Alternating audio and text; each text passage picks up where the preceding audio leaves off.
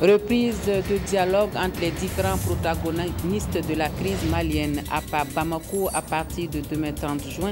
Le président du Faso, médiateur de la CEDEAO dans cette crise, sera dans la capitale malienne. À cet effet, nous entendrons Blaise Compaoré à ce propos. Et puis le marché de Tenado, victime des eaux, d'importants dégâts matériels sont enregistrés. C'est la conséquence d'une forte pluie qui s'est abattue sur la commune rurale dans la nuit du vendredi au samedi. 20 millions de francs CFA de produits alimentaires prohibés détruits à Ouagadougou pour l'exemple.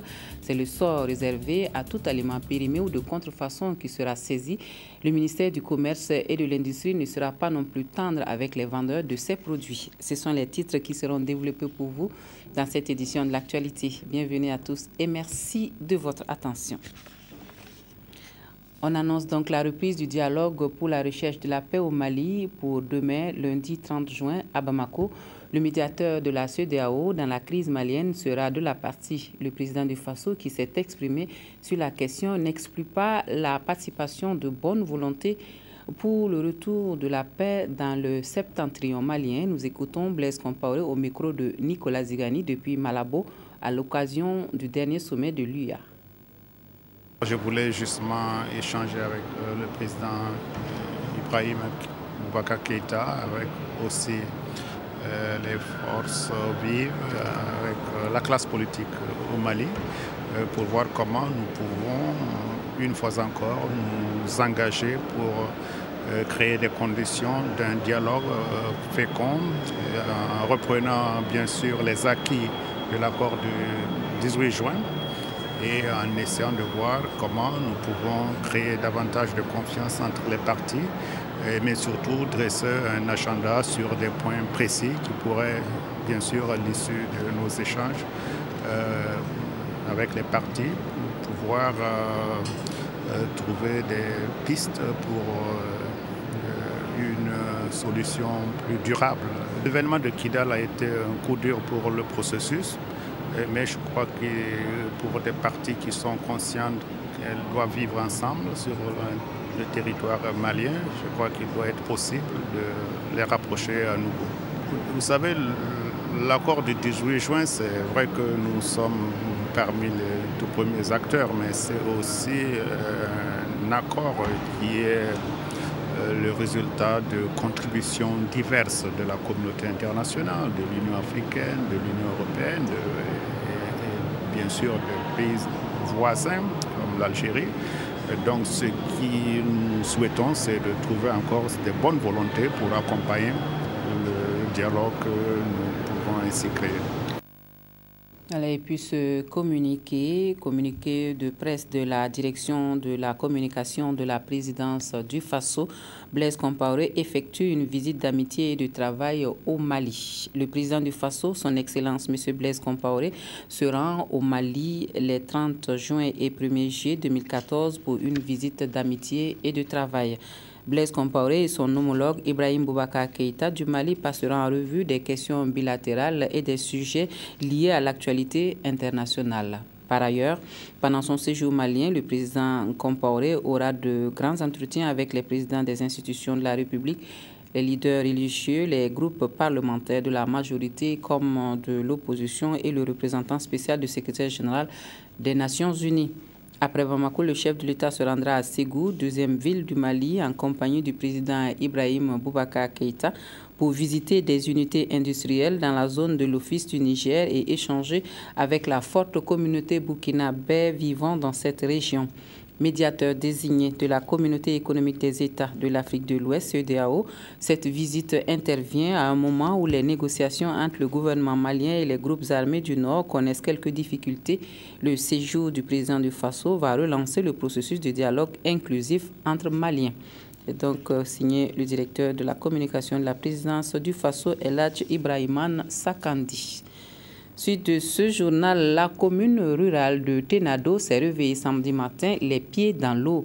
La forte pluie tombée dans la nuit du vendredi au samedi n'a pas fait que du bien. Le marché de la commune rurale a fait le plus les frais des 79 millimètres cubes d'eau enregistrés, occasionnant d'importants dégâts matériels. Le constat sur place de Jonas Wemba. Spectacle ahurissant au marché principal de Tenado, commune rurale de la province du Sangué dans le centre-ouest. 79 mm, c'est la hauteur d'eau tombée. Et c'est un désarroi total chez les commerçants. Elle a plus de 5 sacs de maïs, 10 sacs de mil. Alors le petit fonio, on n'en parle pas. Même le truc qu'on prend pour faire le sumbala là, il y a plus de 10 sacs. Alors l'équivalent, ce qui a perdu sur la goutte, c'est plus de 550 000 francs.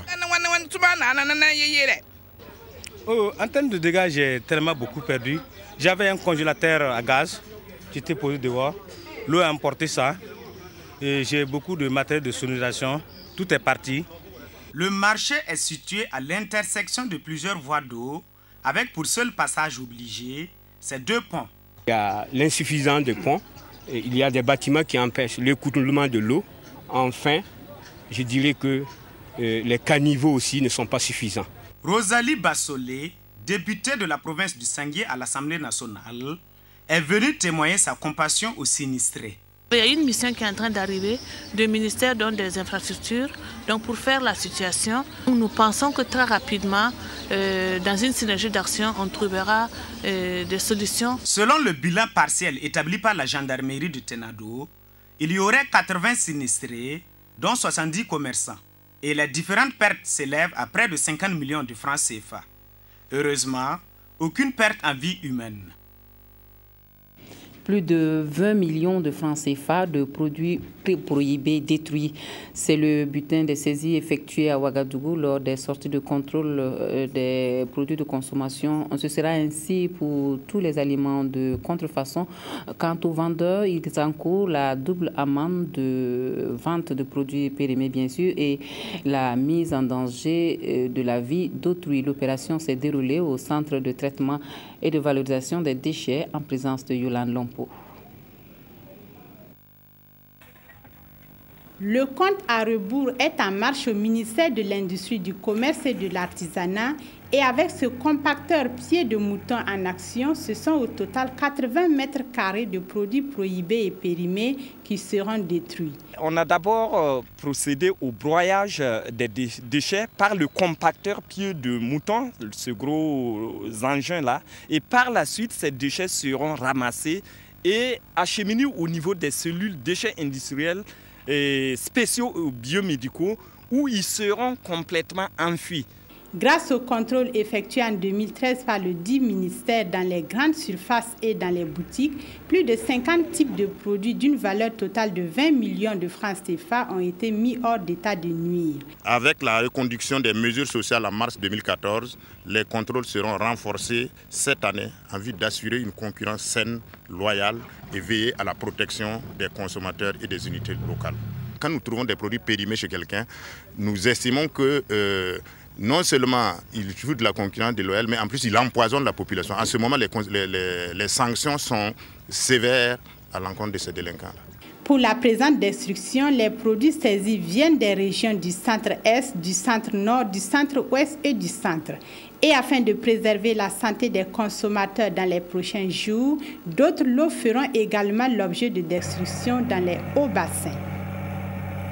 Le compact du Burkina Faso prend fin en juillet 2014 et les acteurs veulent tirer leçon de ce programme pour les futures expériences. La Boucle du Monde a enregistré de nombreuses réalisations dans le cadre du Millennium Challenge et Compte Burkina et a dit on fait le bilan de la mise en œuvre du processus d'allocution des terres. Siriki Milogo Moussa Sanou. 2240 hectares, c'est la superficie du périmètre irrigué de DI. Un périmètre aménagé grâce au Millennium Challenge et Compte qui s'est aussi intéressé au volet foncier, notamment au processus d'attribution des terres et à l'établissement des titres. Et c'est pour faire le point des différents investissements qui se tient ici à Didougou, cet atelier national dit de capitalisation des résultats. Nous voulons nous assurer que, après le MCA, tout ce que le MCA a fait puisse perdurer. C'est ainsi que nous avions eu à mettre en place un comité pour l'attribution des terres. Ce comité a fait un travail très très remarquable. Je peux attester que la mise en œuvre de cette compacte avec les partenaires de MCABF et aussi le gouvernement de Burkina Faso est vraiment intéressant et on est très heureux de ce qu'ils avaient fait et leur engagement. La boucle du Moun est une des régions qui a le plus bénéficié des investissements du MCA, des investissements appelés à réduire dans cette localité le taux de pauvreté à travers la croissance économique. Vous prenez les aménagements hydro-agricoles de Di, il est évident que pour une région à vocation essentiellement agro-silvo-pastorale, ces aménagements-là viennent donner un peu de la matière aux populations pour pouvoir travailler et naturellement améliorer leurs revenus. La mise en œuvre des projets d'IMCA au Burkina s'achève le 31 juillet prochain. Et vu les résultats atteints, le souhait des populations, c'est le renouvellement du compact. À l'Est, les populations disent être confrontées à l'insécurité qui annihile toute action de développement de l'élevage dans la région. Elles ont confié leurs préoccupations au gouverneur qui effectuait la tournée des réalisations du programme ADEL dans la Tapoa. Bouma Ernest Nebier. L'objectif de cette visite de terrain était de permettre aux autorités administratives de l'Est et aux directions techniques d'apprécier la mise en œuvre de la 4e phase du programme ADEL exécuté depuis 2010. Déjà, on peut retenir que les principaux bénéficiaires sont contents, sont fiers d'avoir ces réalisations-là. Et enfin, on leur a demandé de tout faire pour que ces réalisations-là leur profitent et profitent à leur descendance. Le gouverneur de l'Est a ainsi visité le marché à bétail de Nediabondi dans la commune rurale de Partiaga. Ce marché à bétail réhabilité par le programme ADEL à hauteur de 42 millions de francs CFA devrait contribuer au développement de l'élevage dans la localité si seulement si toutes les conditions sécuritaires étaient réunies. Le marché à bétail, c'est un outil qui permet de mieux valoriser les produits de l'élevage. Donc ça fait partie du programme de développement de l'élevage au niveau du ministère. Quand on n'a pas d'infrastructure commerciale qui vraiment répondent aux normes, on ne peut pas bien valoriser les produits de l'élevage. Les populations ont souhaité la construction d'un commissariat de police dans la commune pour faire face au grand banditisme. Après le marché à bétail, ce fut au tour d'un bouli d'être visité à Kodjini. D'une capacité de 37 000 m3, ce bouli permet d'abreuver le bétail. Il faut se dire que ce sont des infrastructures pastorales, une infrastructure de commercialisation et une autre infrastructure de soutien à la production. Le choix de ces infrastructures, c'est lié également à toutes les questions et problématiques de gestion de conflits qui sont liés autour de ces marchés et d'insécurité. Et vous avez pu le constater, les acteurs ont pu poser des problèmes liés à la gestion de ces infrastructures. Les échanges autour des deux réalisations ont permis de mettre en exergue les dynamiques déclenchées par ces infrastructures du programme ADEL. Et le souhait des populations de Sapio a lui été exaucé et le village a désormais un forage. L'association Les Amis de Rimquieta et son partenaire, la fondation Nietri en Espagne, qui ont réalisé ce vœu, promettent également un moulin. L'inauguration de l'infrastructure avec Frédéric Etienne Bassenga. Le village de Sapio, situé dans la commune rurale de Guiaro, a un nouveau forage. D'un coût global de 4 millions de francs CFA, la réalisation de cet ouvrage a été rendue possible grâce au Larlenaba, avec l'appui financier de la Fondation Nietri en Espagne et de l'Association des Amis de Rimquieta au Burkina Faso. Je suis heureux d'être un des hommes qui lève la souffrance des populations de Sapio, de la commune de Guiaro, à cette question cruciale d'eau potable en ces lieux. Pour la représentante des Amis de Rimquieta au Burkina Faso, c'est toujours une satisfaction d'accompagner les initiatives tendant à lutter contre la pauvreté. On a une histoire d'amitié depuis longtemps avec Sa Majesté. nous sommes vraiment admiratifs et respectueux de son travail et son entreprise en faveur de la population diminuée. Et en partageant les mêmes valeurs, en partageant le même esprit pour essayer de faire un Burkina un peu plus mieux. Donc nous, ensemble, on a jugé nécessaire de donner une coupe de main pour aider la population d'ici. Les populations bénéficiaires, elles, se réjouissent de ce don. Elles ont par ailleurs saisi l'opportunité pour témoigner toute leur gratitude. Plus que combler, une richesse est que avoir une amitié de cette trempe dépasse un avoir financier. Le donateur n'entend pas s'arrêter à ce geste. Il a promis très prochainement un moulin aux femmes de Sapio. La Confédération des institutions financières d'Afrique a tenu sa 5e Assemblée générale statutaire à Ouagadougou, signe de la bonne gouvernance et de la démocratie coopérative au sein du mouvement. Une rencontre pour faire le point des activités et revoir la copie des actions pour la suite. On a aussi rendu hommage à Alpha Ouedraogo, une des icônes de la microfinance. Yolande Lompo. À la Confédération des institutions financières d'Afrique de l'Ouest, l'heure est au bilan. L'exercice 2013 s'inscrit dans la poursuite de la mise en œuvre du plan d'affaires 2011-2015 et pour ce faire, un portrait du mouvement au 31 décembre 2013 a été présenté à l'assistance. Par rapport à 2012, effectivement, tous les indicateurs de portée sont à la croissance. Nous sommes passés de 3 200 000 membres à 3 400 000. Le total de bilan aussi a connu une croissance. En termes de résultats d'exercice, nous avons enregistré une petite contre-performance. Dans les 6 réseaux du mouvement régional CIF, près de 772 agences ont été implantées et l'encours d'épargne et de crédit sont respectivement de 296,43 milliards et 232,67 milliards de francs CFA. Le crédit constitue un véritable talon d'Achille. Nous sommes en train d'assainir et en assainissant, c'est-à-dire l'existant, on ne peut pas mettre en place une stratégie de croissance de l'encours. À l'issue de cette 5e Assemblée générale, parents et collaborateurs ont tenu à rendre hommage à une icône de la microfinance en Afrique de l'Ouest admise à la retraite. Fait officier de l'ordre national, Alpha Ouedraogo est l'artisan de la construction institutionnelle du réseau des caisses populaires. Pendant une trentaine d'années, il a mené une bataille contre l'exclusion financière des plus démunis, ce qui fait de lui le banquier des pauvres dans la sous-région ouest-africaine. Voilà une 5e Assemblée générale de la Confédération des institutions financières d'Afrique de l'Ouest qui s'est tenue à Ouagadougou le 26 juin dernier. Un mot de religion dans ce journal. Elles sont plutôt fières d'avoir su la lecture du Coran, toute chose qui les met dans les meilleures dispositions pour aborder le mois de Ramadan avec plus de ferveur dans la foi. Après plusieurs années d'études et de sacrifices, 20 femmes de l'arrondissement 6 de Ouagadougou reçoivent les félicitations des dignitaires pour la maîtrise du livre saint de l'islam. Zalissa Sanfo témoin.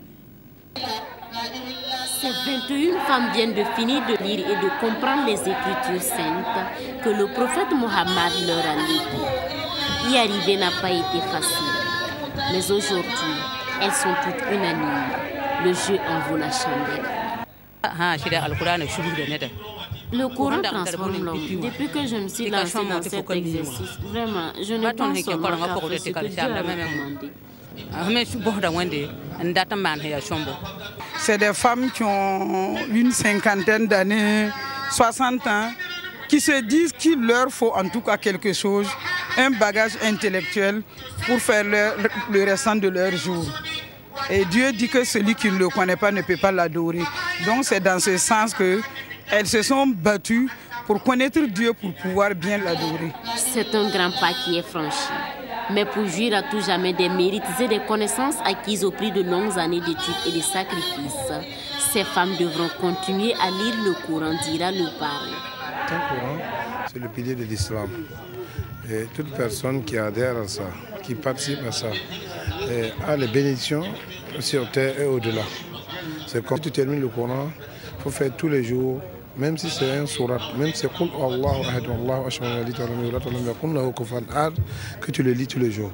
Mais si tu laisses le Coran un jour, il te laisse 2 jours. Tu le laisses une semaine, il te laisse 2 semaines. Les autorités religieuses étaient eux aussi présents à cette journée de fin de lecture du Coran pour magnifier la bravoure des femmes et les encourager dans leur quête de connaissances pour mieux vivre leur foi. Ils ont aussi saisi l'occasion pour reconnaître les mérites des hommes et des femmes qui travaillent ici, pour que les règles et les principes de l'islam soient accessibles à tous. Les enfants de Dabouadin n'auront plus à parcourir plusieurs kilomètres pour recevoir l'instruction. Une école primaire vient d'y être inaugurée et c'est tout le village qui pousse un ouf de soulagement. Bouma Ernest Nebier. Nous sommes à Dabouadin, un village de la commune de Diabo dans la province du Gourma. Ici, les infrastructures scolaires faisaient défaut et au dire de certains habitants de Dabouadin, cette situation a fait que beaucoup d'enfants n'ont pas été scolarisés. Aujourd'hui, avec l'inauguration de cette école primaire, c'est le chemin du savoir qui est désormais ouvert à tous les enfants du village et un adieu à l'analphabétisme. Ce qui m'a motivé à parrainer donc la cérémonie d'inauguration de cette école, c'est parce que en réalité j'ai constaté qu'au niveau donc de ce village, le taux de fréquentation donc des enfants à l'école est assez bas. Chaque fois il y aura des possibilités. En tout cas, nous allons donc contribuer, en tout cas pour une cause, en tout cas qu'est l'école. Je pense que vraiment, on fera toujours des efforts dans ce sens. Composé de 3 classes, toutes équipées de tables-bancs, l'infrastructure est une réalisation de l'État burkinabé. Outre le bâtiment, des logements pour le personnel enseignant et des latrines ont été construits. Pour le moment, une seule classe est fonctionnelle. L'année prochaine, nous allons procéder encore à un recrutement qui viendra encore engorger davantage l'effectif de l'école. Nous avons eu l'école, c'est tout à fait intéressant. Mais qu'est-ce qui suit après? Il faut que l'école vive. Et pour que l'école vive, il faut envoyer beaucoup d'enfants, aussi bien les filles que les garçons. Selon le maire de Diabo, l'année prochaine, le village de Belemtenga et de Zonatenga de la commune bénéficieront respectivement aussi d'une école primaire et d'un collège d'enseignement général. La moisson a été bonne cette année encore au centre de formation NASMOD. La 11e promotion de stylistes et modélistes et la 4e promotion en esthétique et coiffure mettent des professionnels de talent sur le marché de l'emploi, des apprenants qui devraient bénéficier d'accompagnement pour leur insertion professionnelle. La cérémonie de fin d'année était riche en couleurs, suivant Estelle Judith Assogba.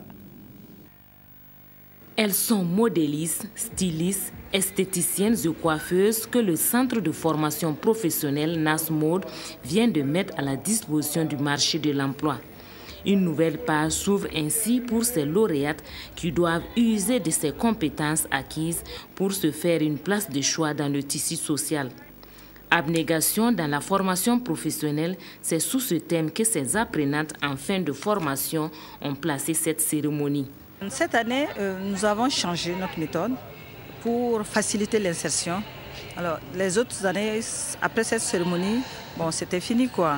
On les formait en entrepreneur, mais on ne les suivait plus. Mais à partir de maintenant, c'est qu'une première phase. C'est valider les modules de formation dans le centre et ensuite on les place en entreprise avec suivi. C'est à l'issue de ça que nous allons les réévaluer et puis les attribuer les attestations de fin de formation. Le centre de formation professionnelle NASMOD a enregistré 44 admises sur un total de 50 candidates à la session de 2014 du certificat de qualification professionnelle. Des résultats que la marraine, la ministre de la promotion de la femme et du genre, apprécie.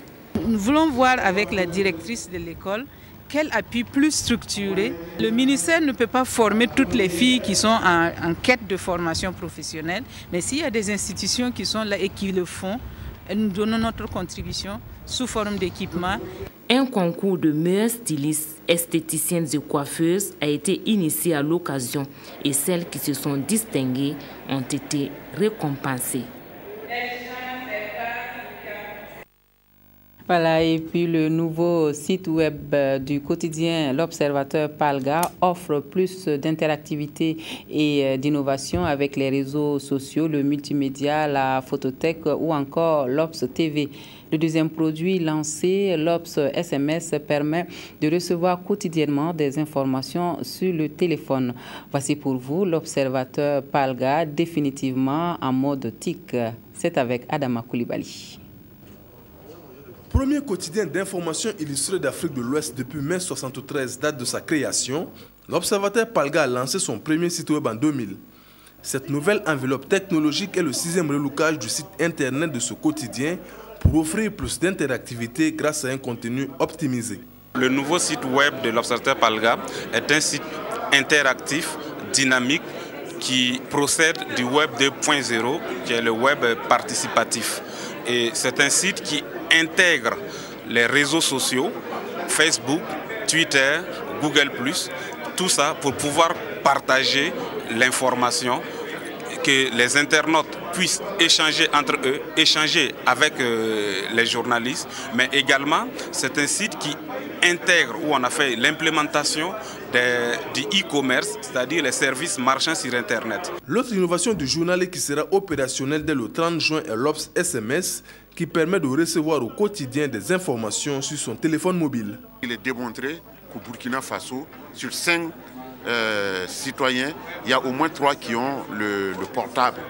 Et avec ce portable, grâce justement aux plateformes, grâce à Telmore et à nos webmasters et autres, à 25 francs par jour, 100 francs par semaine et 400 francs par mois, en tapant sur un certain nombre d'étoiles, étoile 335 dièse, et vous avez en temps réel l'information. Avec cette nouvelle configuration, l'Observateur Palga entend se mettre au diapason des dernières technologies du web participatif pour mieux servir ses cyberlecteurs.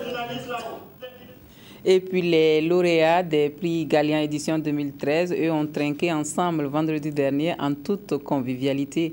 La nuit des lauréats se veut un cadre de retrouvailles pour passer de bons moments, les temps forts de cette soirée récréative avec Bouma Ernest Nébier. C'est une innovation majeure des Gallians qui se tient quelques jours après l'édition de 2014. La nuit des lauréats, une occasion donnée par le ministère de la Communication aux lauréats pour se retrouver et fraterniser. Nous allons organiser la nuit des lauréats et consécutivement et à la nuit du communicateur pour mettre davantage en vitrine et celles et ceux qui se seront prêtés au jeu et qui auront pu vraiment avoir les prix au cours de la nuit du communicateur. Je pense que notre combat quotidien avec le Conseil supérieur de la communication, c'est de travailler à la mise en œuvre et de la convention collective en partenariat avec les départements ministériels qui doivent apporter des contributions pour pouvoir réaliser cela. Nous pensons que aujourd'hui, vous savez, aucune question n'est importante si elle n'est prise en charge par les médias, si elle n'est pas évoquée par les médias. Les médias constituent aujourd'hui un baromètre de l'importance des questions sociales, économiques et politiques. Prestations d'artistes, musiciens et d'humoristes ont marqué cette soirée que les lauréats ont beaucoup appréciée. C'était une belle soirée, on a eu l'occasion de se retrouver. Comme c'est une première, on se demandait qu'est-ce qu'il y aurait comme contenu, mais ça a été ludique. Et vraiment, c'est un bol d'air dans le boulot qu'on fait. Et avec tout le stress, vraiment, ça nous a fait du bien. En rappel, les prix Gallian sont une vitrine instituée par le ministère en charge de la communication pour récompenser les meilleures œuvres journalistiques de l'année. Et cette nuit des lauréats est un ingrédient qui vient agrémenter le goût de ce cadre de récompense. Et nous ouvrons l'actualité sportive de ce journal par du cyclisme. Salfo Bikenga est le tout nouveau champion A du Burkina Faso. Le sociétaire de l'AS Bessel Équipement est allé à la vitesse de 38,620 km/h pour s'imposer devant plus de 70 concurrents venus de 15 clubs du pays. L'arrivée du championnat A 2014 s'est disputée ce matin sur l'avenue Charles de Gaulle à Ouagadougou en présence de Jérôme Tiendrebéou. La lutte pour le titre national A n'est pas une partie de plaisir. La preuve par 4 avec ce sprint ravageur au sens propre du terme.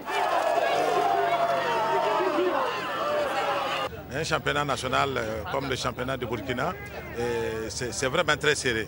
Mais Bikenga Salfo a gagné. Et vous savez qu'il fait partie des leaders au niveau du cyclisme burkinabé. Mais ça s'est joué au sprint et le meilleur a gagné. Et bravo à Bikenga Salfo. Le jeu en valait bien donc la chandelle. Au bout de 165 km 200 de course de Nyoko sur l'axe Ouaga-Fada, à la capitale, rallongée d'un critérium de 22 km sur Charles de Gaulle, en 4 h 42 minutes 45 secondes, Salfo Bikenga endosse le maillot de champion du Burkina, empoche 250 000 francs en prix officiel, 1 million de francs CFA du ministre des Sports et des Loisirs, le colonel Yacouba Ouedraogo, 1 million du président de l'AS Bessel Équipement, 25 000 francs de M. Bourema Tapsoba, maire de l'arrondissement 7 de Ouagadougou, accroche la médaille d'or et brandit le trophée. Nous avons tenu à remonter aussi cette prime-là pour montrer aux uns aux autres que toutes les disciplines au niveau de Burkina se valent et aussi donner à l'occasion aux autres disciplines aussi de se battre. Salfo Bikenga offre à l'écurie AS Bessel son 3e titre en 4 ans d'existence, d'où le geste fort de son président. Vous voyez que c'est un sport où on ne peut pas faire plus de 10 ans de carrière. Donc en faisant ce geste-là, je lui permets aussi de construire son avenir. Donc c'est à partir de ces gestes-là qu'eux aussi se permettent de construire leur avenir. Bikenga détrône Amidou Yameogo de l'AJCK classé 4e devant Yacouba Yameogo de l'Assat et derrière Mahamadi Balima de l'AS Onatel médaillé de bronze. Rasmani Ouedraogo de Tanalise est vice-champion avec la médaille d'argent. Et puis la 5e édition de la Coupe de la Fraternité et de l'Unité du Centre-Sud a connu son dénouement hier sur le terrain de Kombisiri. Et c'est l'équipe de Pau qui est la grande gagnante du tournoi. Elle a battu la formation de Kombisiri en finale par le score d'1-0. Retour sur les festivités de cette coupe avec Yacouba Ouedraogo. Et si les populations du centre-sud aimaient le football, surtout quand il se joue sur leur terroir? Le contexte actuel de la fête mondiale du ballon rond au Brésil n'a nullement entamé la mobilisation de cette région, réunie ici à Kombisiri pour la finale de la Coupe de la Fraternité et de l'Unité du Centre-Sud, acte 5. Dans les tribunes, le gouvernement est bien présent pour soutenir ce joyau du ministre Jean-Bertin Ouedraogo.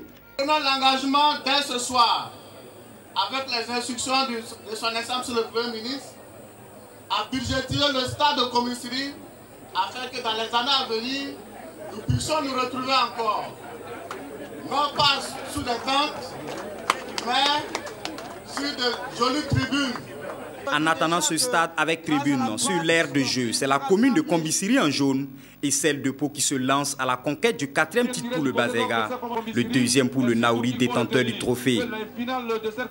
Pau défend bien son titre dans les 15 premières minutes, mais manque d'efficacité. Kombisiri, poussé par ses supporters, se réveille, mais à la pause, 0 but partout. Le Bazega est bien sur son territoire et cela se ressent en seconde période. Les jeunes prennent le match en leur compte, mais butent sur un excellent Malabou Makwele, le portier de Pau. Sur la seule combinaison bien menée par les Oranges du Naouri en seconde période, Adama Kwanda scelle le sort de ce match. 1-0 pour Pau qui conserve son titre, mais c'est surtout le Centre-Sud qui en ressort gagnant. Il n'y a pas de vainqueur, il n'y a pas de vaincu. Pour moi, c'est la région qui a gagné, c'est la jeunesse qui a gagné.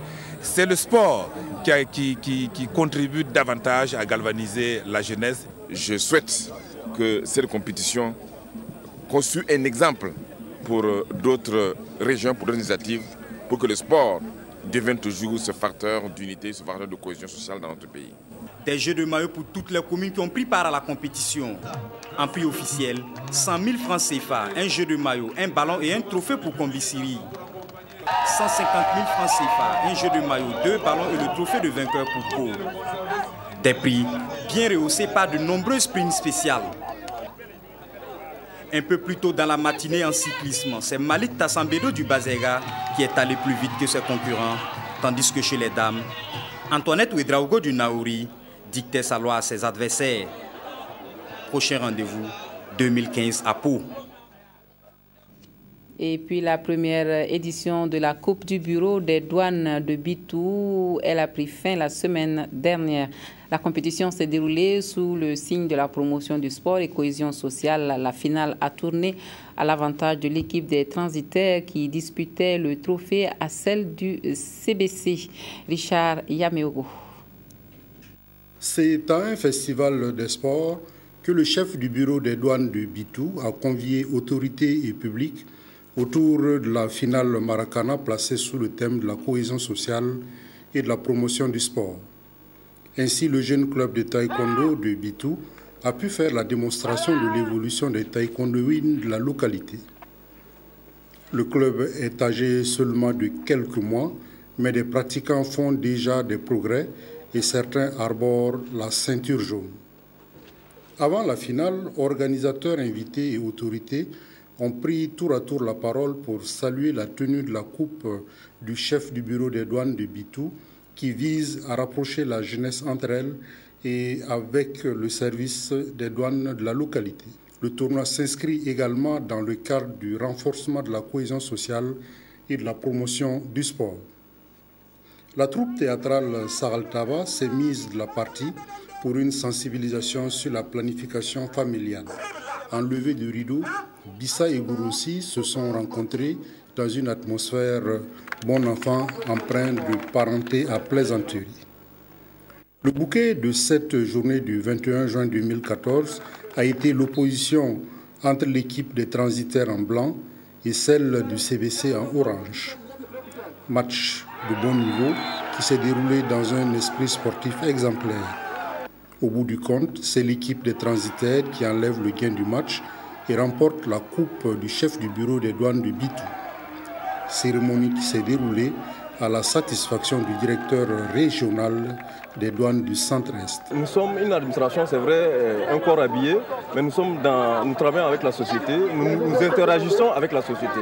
Et à ce titre, il est bon d'organiser ce genre d'activités pour effectivement, comme ils l'ont dit, pour que on puisse échanger autrement, pas au niveau du travail, mais sportivement. Les objectifs visés ont été atteints. Alors ce tournoi a permis de rapprocher des jeunes venant de différents services et venant de différentes couches sociales. Ce tournoi a également permis de révéler des talents cachés qui pourraient à l'avenir être sollicités pour renforcer l'équipe départementale de football de Bitou.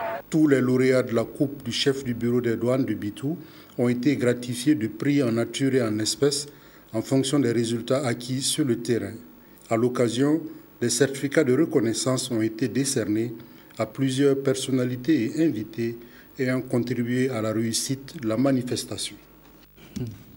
Et pour les nouvelles du Mondial 2014, les Pays-Bas gagnent leur ticket pour les quarts de finale. Ils ont battu le Mexique par le score de 2-1. Tout à l'heure, à partir de 20h, nous aurons l'opposition Costa Rica à Grèce. On s'arrête là pour ce soir. Toute l'équipe de préparation de cette édition de l'actualité se joint à moi pour vous dire merci de nous avoir reçus chez vous toute cette semaine. Excellente soirée à tous et à toutes. Place au football avec Richard Yameogo et ses invités. Moi, je souhaite un très saint mois de Ramadan à tous les fidèles musulmans. À bientôt.